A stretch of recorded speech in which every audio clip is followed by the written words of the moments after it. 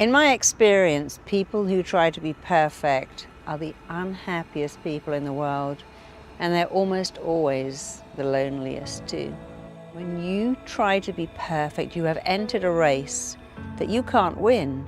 You can't even complete it. There is no finishing line. The finishing line keeps moving. So when you're in a race to be thinner, happier, richer, more successful, you can't complete that race. You can't win it. And instead of thinking, oh, I'm reaching my goals, you feel intense dissatisfaction. Here's the truth. The way you feel about everything is down to the pictures you make in your head and the words you say to yourself. And guess what is so great? You can change those pictures anytime.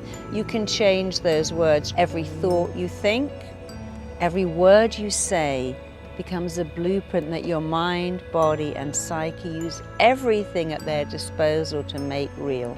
Thoughts are things. What you speak and think and say without realizing your mind is working so hard to make that your reality, even if it's super negative.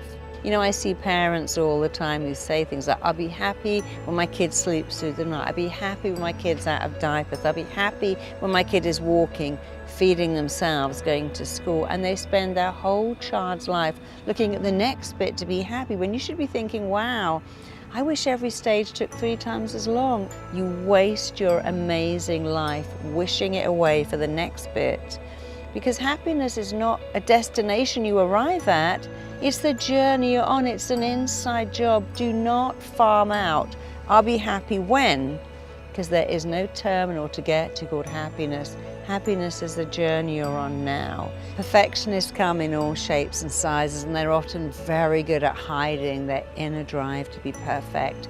And there's one thing that drives them all, an inner belief that says, I'm not enough, I'm less than. If I'm less than, and I can come across as perfect, I'll be more than. You know, my neighbors always say to me, wow, you have so many famous clients. Are they damaged by fame? I'm like, no, actually no. Damaged people are attracted to fame. They have a belief I'm so damaged, but if I'm famous, rich, gorgeous, amazing, I'll be perfect. But you see what happens when damaged people try to be perfect?